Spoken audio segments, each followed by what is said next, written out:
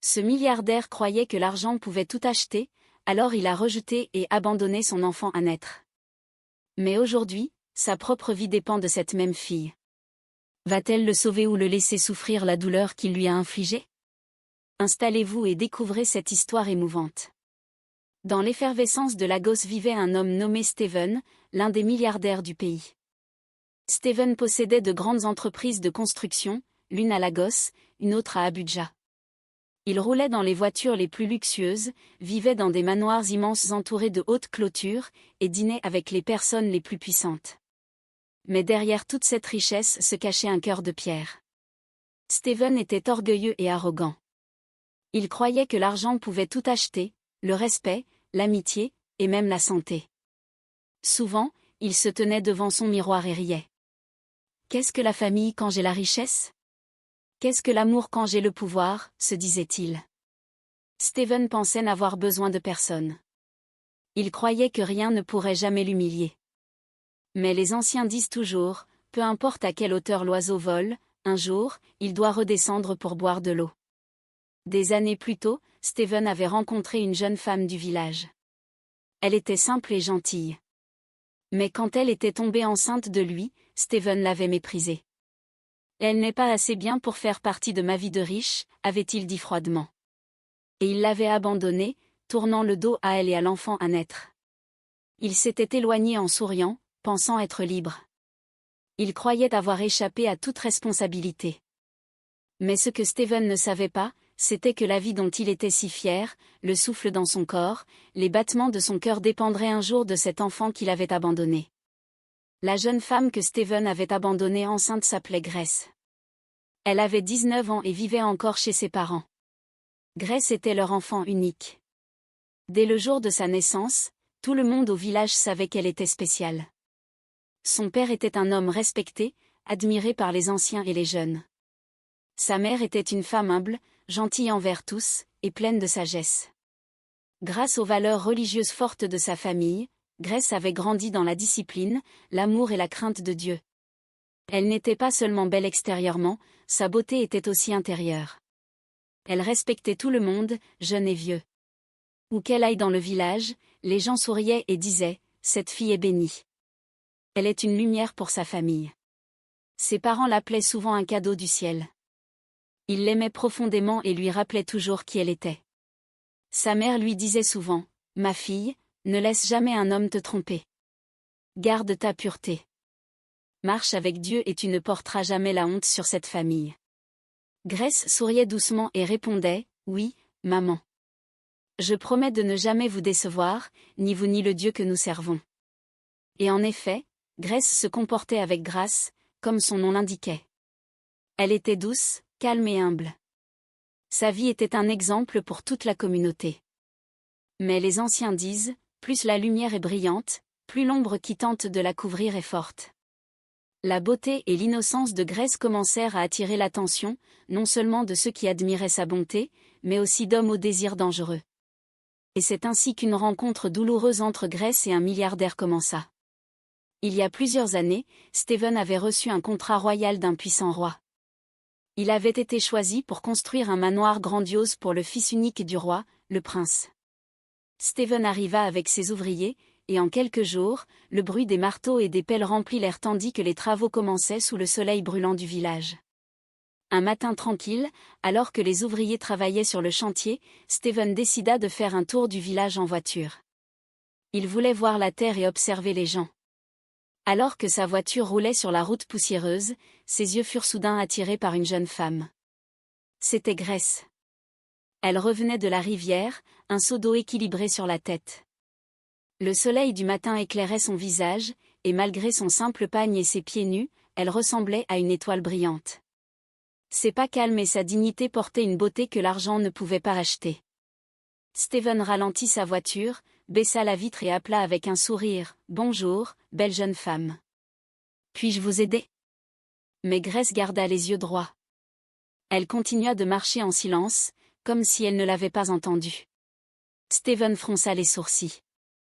Il n'avait pas l'habitude d'être ignoré. Il appela plus fort, et « Je vous parle. Vous ne m'entendez pas ?» Toujours, Grace ne répondit pas. Elle avança silencieusement, ses pas fermes, ses yeux fixés sur sa route. Surpris, Steven conduisit lentement à côté d'elle, sa voiture suivant ses pas. « Je m'appelle Steven. » Les lèvres de Grace se serrèrent. Elle ne s'arrêta pas. Elle ne tourna même pas la tête. Elle marcha droit jusqu'à la cour où elle vivait. Puis, sans se retourner, elle ouvrit la porte et entra. Steven resta là, dans sa voiture, stupéfait. Son cœur brûlait. Personne ne l'avait jamais rejeté ainsi. Les femmes de la ville se jetaient à ses pieds. Même les hommes riches s'inclinaient devant sa richesse. Mais dans ce petit village, une simple fille avait osé l'ignorer. Il sourit amèrement, fit demi-tour et retourna rapidement sur le chantier. Mais peu importe ses efforts pour oublier, l'image du visage de Grace refusait de quitter son esprit. « Le jeu ne fait que commencer », murmura-t-il. Le lendemain, la mère de Grace l'appela. « Ma fille, prends ce panier et va au marché. Achète de la nourriture pour le repas du soir. Ton père rentrera bientôt et nous devons préparer le dîner. »« Oui, maman, » répondit doucement Grace, prenant le panier. Elle marchait sur le sentier étroit du village qui menait au marché. Alors qu'elle marchait, elle remarqua soudain une voiture approcher de loin. Son cœur fit un bond. C'était lui, l'étranger riche, l'homme qui l'avait suivi depuis la rivière la veille. La première pensée de Grace fut de se cacher, mais il était déjà trop tard. Steven l'avait vu. Ses yeux s'illuminèrent d'excitation alors qu'il appuyait sur l'accélérateur, sa voiture se rapprochant. Grace hâta le pas. « Je ne dois pas perdre de temps, » se dit-elle. « Ma mère m'attend. Je dois rentrer vite pour préparer le dîner. » Mais Steven n'était pas prêt à la laisser partir. Il conduisit de plus en plus près. Grace continua de marcher, les yeux fixés sur le chemin devant elle. Elle refusait de le regarder, mais après un certain temps, elle se fatigua d'être suivie. Elle s'arrêta, non pas parce qu'elle le voulait, mais parce qu'elle avait besoin de paix. Steven sortit rapidement de sa voiture. Il s'approcha d'elle avec un sourire, tendant la main. « Je m'appelle Steven, » dit-il doucement. Grace le regarda brièvement, ses yeux calmes mais fermes. « Je m'appelle Grace, » répondit-elle. Le sourire de Steven s'élargit. « Pourquoi me traitez-vous ainsi? Pouvez-vous juste me donner une chance? Je veux seulement vous parler. » Grace resta silencieuse, les yeux baissés, refusant de répondre. Steven prit une profonde inspiration. « L'écoute, Grace. Je ne veux pas de toi comme petite amie. Je veux de toi comme épouse. Je suis sérieux à ton sujet. » Les mots restèrent suspendus dans l'air. Le cœur de Grace trembla, mais elle garda le silence. « Réfléchis-y, » continua Steven. « Je ne veux pas te faire de mal. » Après une longue pause, Grace murmura, « D'accord, je t'ai entendu, mais je n'ai rien à dire maintenant. » Steven hocha la tête. « Prends ton temps. C'est bon. » Grace se retourna pour continuer son chemin. Mais Steven appela de nouveau. « S'il te plaît, Grace, où vas-tu? » « Je vais au marché, » répondit-elle. Les yeux de Steven s'illuminèrent. « D'accord, alors laisse-moi te conduire. Au moins, cela rendra ton voyage plus facile. » Grace secoua fermement la tête. « Non, merci. » Steven essaya d'insister. « S'il te plaît, monte juste. Je promets que je n'ai pas de mauvaises intentions. » Mais Grace serra plus fort son panier. « J'ai dit non. Je marcherai.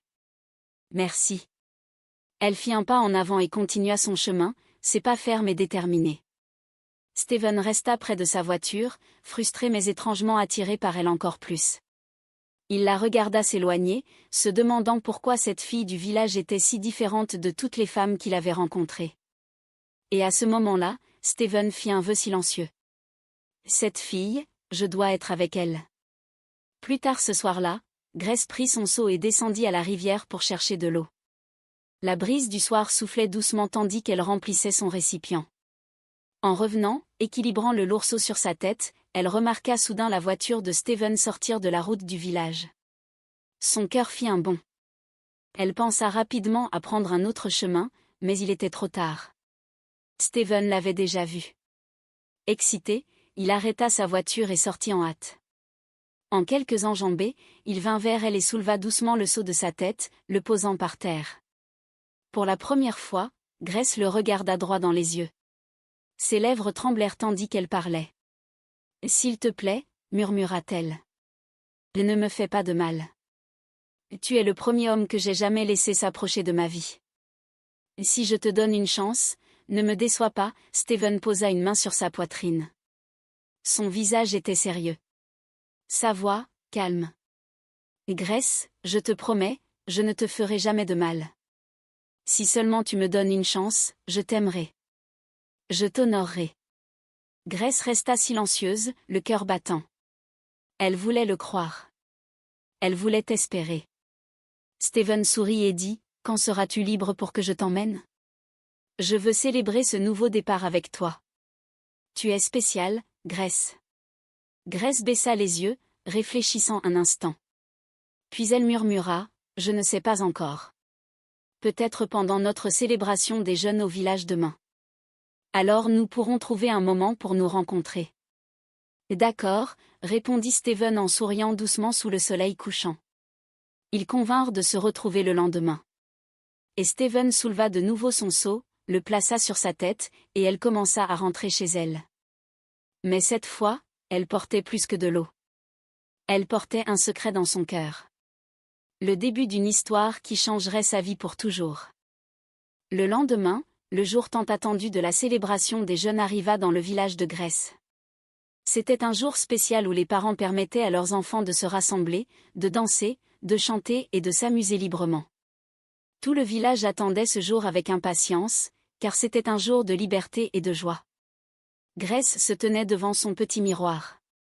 Elle mit soigneusement ses plus beaux vêtements et noua son foulard avec soin. Sa beauté resplendissait, simple mais pure. Elle serra sa mère dans ses bras avant de partir. « Maman, je reviens bientôt, » dit Grace. Sa mère sourit chaleureusement. « Va bien, ma fille. Amuse-toi. » « Oui, maman, » répondit doucement Grace et elle sortit. À ce même moment, Steven avait déjà fait son plan. Il savait que c'était la célébration des jeunes. Il conduisit son SUV noir jusqu'à la route où Grace passait habituellement. Il se gara discrètement et attendit, les yeux rivés sur le rétroviseur. Quelques minutes plus tard, Grace apparut, marchant dans la rue du village avec son petit sac à main. De loin, elle remarqua le SUV noir. Son cœur fit un bond. Elle savait que c'était Steven. Pendant un bref instant, un sourire effleura ses lèvres, mais elle se contrôla rapidement et marcha plus vite.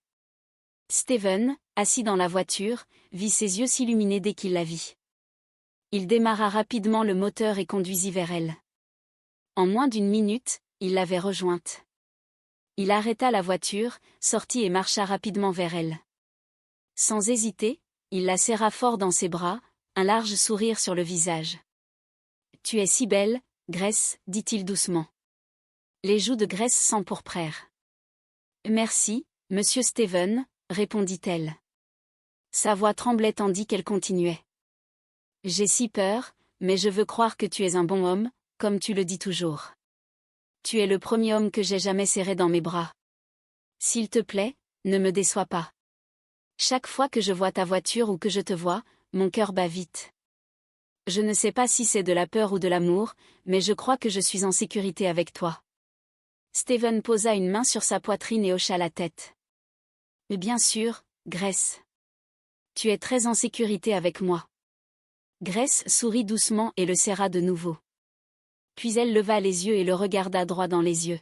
« Mais si tu le penses vraiment, tu dois rencontrer mes parents. » Steven sourit avec confiance.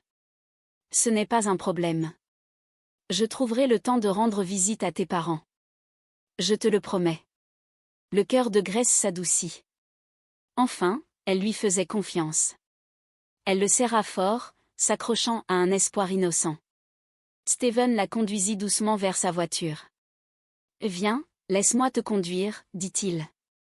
Et de là, sous le soleil éclatant du village, Steven s'éloigna avec Grace, la jeune femme qui croyait être en sécurité entre ses mains, sans savoir que le danger l'attendait sur la route. Quelques minutes plus tard, alors qu'il roulait sur la route du village, Steven ralentit soudain la voiture et s'arrêta devant une maison. Grace le regarda avec surprise.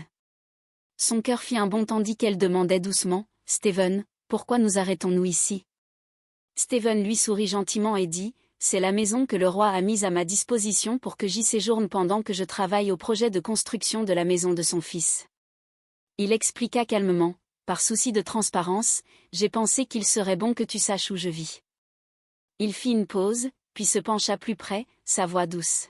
« Et en plus, je veux que nous célébrions ce nouveau départ. Entrons et prenons un verre de jus ensemble.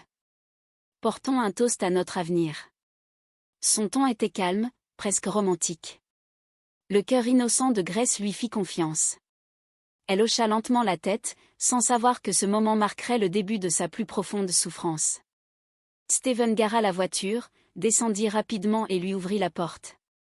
Main dans la main, ils entrèrent dans l'appartement. À l'intérieur, Grace s'assit sur le canapé, ses yeux parcourant la pièce avec une curiosité silencieuse. Mais ce qu'elle ne savait pas, c'était que Steven avait déjà fait un plan secret. Avant de partir la chercher, il avait préparé du jus dans le réfrigérateur, déjà mélangé avec une substance soporifique. Steven alla au réfrigérateur et sortit un carton de jus non ouvert avec 2 verres. Avec un sourire, il versa le jus dans la tasse de Grace après l'avoir ouvert et le lui tendit. « Voici ton jus, mon amour, dit-il doucement. » Grace l'accepta. Elle n'avait aucune raison de douter de lui. Elle faisait confiance à chaque mot qu'il avait prononcé, à chaque promesse qu'il avait faite. Elle souleva le verre et but, le cœur rempli d'espoir et d'amour. Mais ce qu'elle ne savait pas, c'était que l'homme en qui elle avait confiance allait la trahir. Alors qu'ils étaient assis ensemble, Steven commença à expliquer, « Tu vois, Grace, le roi m'a appelé ici pour construire un manoir pour son fils. C'est pour cela que je suis venu dans ton village. Mes ouvriers sont déjà sur le chantier. Mais aujourd'hui n'est pas une journée de travail. Aujourd'hui, c'est une journée pour toi. Tu es spécial pour moi, Grace. Je veux que nous construisions quelque chose de solide ensemble. » Grace baissa la tête timidement, le cœur battant. Mais alors qu'elle essayait de sourire, ses mains se mirent soudain à trembler. « Et Steven, je ne me sens pas bien, » murmura-t-elle faiblement. Steven se précipita à ses côtés, feignant de s'inquiéter. Il toucha son bras doucement et dit, « Tu es juste fatigué, mon amour. Ne t'inquiète pas, repose-toi un peu. » Ses yeux devinrent lourds. Son corps s'affaiblit alors que la drogue se répandait dans ses veines. Peu à peu, Grace sombra dans le sommeil sur le canapé, croyant que Steven la protégerait. Mais le cœur de Steven était sombre. Quand il vit qu'elle était inconsciente, il la porta jusqu'au lit. Et dans ce moment de faiblesse, il la trahit. Des heures plus tard, Grace s'agita. Sa tête lui faisait mal. Son corps lui semblait étrange. Elle ouvrit lentement les yeux et murmura, « Comment ? Comment suis-je arrivée dans ce lit ?» Sa voix tremblait tandis qu'elle soulevait légèrement le bord de la couverture. Ses yeux s'écarquillèrent d'horreur. Des larmes emplirent ses yeux tandis que sa poitrine se serrait. Elle réalisa que Steven avait fait quelque chose de terrible pendant qu'elle était sans défense. « Et non, Steven. Que as-tu fait de moi ?» Elle pleura amèrement, ses larmes coulant librement. Le soleil du soir traversait la fenêtre, mais le monde de Grace s'était assombri. Sa confiance, son innocence, sa paix, tout était détruit. Steven se tenait près de la table, tenant une grande enveloppe. À l'intérieur se trouvait sa carte de visite et de l'argent. Il la posa près d'elle et dit froidement, « Utilise cela pour prendre soin de toi. » « Je suis désolé. » Grace leva ses yeux pleins de larmes, sa voix tremblant de colère. « Est-ce ainsi que tu me vois ?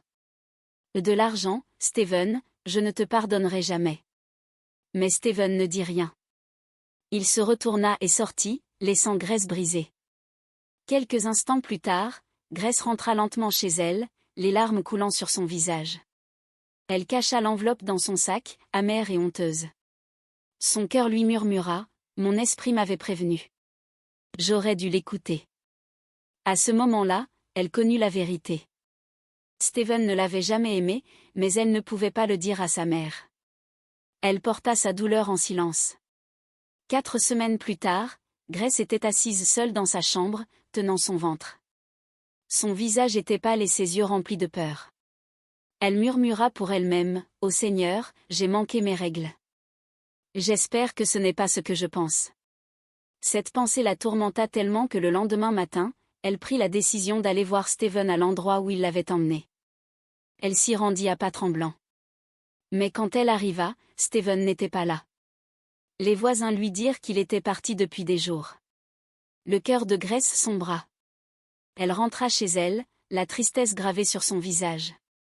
2 semaines plus tard, tôt le matin, Grace essaya de sortir pour chercher de l'eau.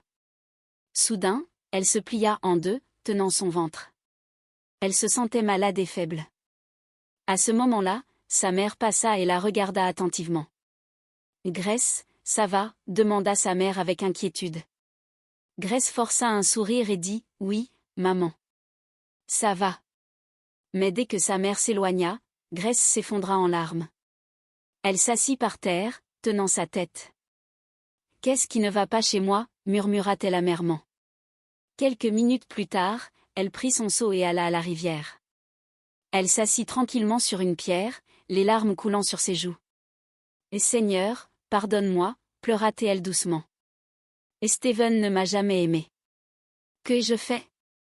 Pendant ce temps, chez elle, sa mère entra dans la chambre de Grace pour ranger. En pliant les vêtements de sa fille, quelque chose tomba de l'armoire. C'était une enveloppe brune. Curieuse, elle l'ouvrit. À l'intérieur, elle trouva de l'argent et une carte de visite avec le nom de Stephen écrit en gros. Ses yeux s'écarquillèrent de choc. Elle s'assit lourdement sur le lit, les mains tremblantes. « Qu'est-ce que ma fille me cache ?» murmura-t-elle. Quand Grace revint de la rivière, sa mère l'attendait à la porte, les yeux perçants de questions. « Grace » demanda doucement mais fermement sa mère. « Qu'est-ce que tu me caches ?» Grace se figea. Avant qu'elle ne puisse répondre, elle lâcha son seau, courut vers un coin de la maison et commença à vomir.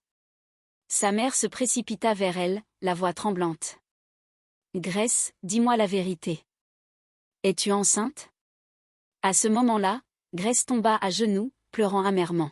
« Maman, je suis désolée. J'ai été trompée par un homme en qui j'avais confiance. » Les yeux de sa mère se remplirent de larmes. « Trompée » murmura-t-elle. « Oui, maman » sanglota Grace. « Il m'a promis de m'épouser, mais il m'a trompée. Il m'a donné une boisson qui m'a affaiblie. Et quand je me suis réveillée, tout avait changé. Je suis tellement désolée. » Sa mère s'agenouilla à côté d'elle, le cœur brisé. « Oh, Grace, pourquoi ne me l'as-tu pas dit? Pourquoi m'as-tu caché cela? » « J'avais peur » pleura Grace. « Je pensais que tu me détesterais. » Cet après-midi-là, elle emmena Grace à la petite clinique de leur village. Le médecin l'examina soigneusement. Après quelques minutes, il soupira et regarda la mère de Grace. « Madame » dit doucement le médecin. « Votre fille est enceinte. » Grace se couvrit le visage avec ses mains, pleurant de manière incontrôlable. Sa mère la serra dans ses bras, le cœur déchiré, sachant que leur vie ne serait plus jamais les mêmes. Ce soir-là, quand le père de Grace rentra du travail, la maison était silencieuse. Après le dîner, sa mère s'assit à côté de lui, les mains tremblantes. Elle le regarda dans les yeux et murmura « Mon mari, notre fille, Grace, elle est enceinte. » Dès que son père entendit ces mots, ses yeux s'écarquillèrent de choc. Il se tourna brusquement vers Grace, le visage brûlant de colère. « Qu'est-ce que j'entends? Tu es enceinte. » « Grace, de qui ?» Grace trembla.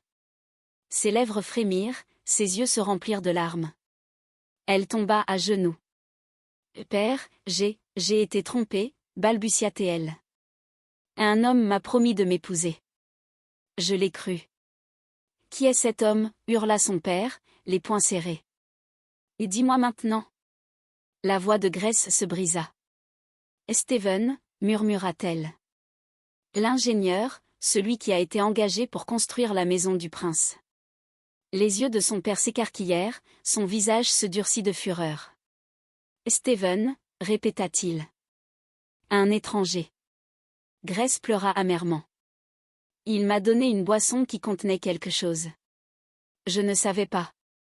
Il a profité de moi alors que j'étais sans défense. S'il te plaît, père, pardonne-moi.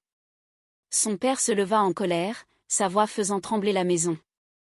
Grace, tu as porté la honte sur mon nom.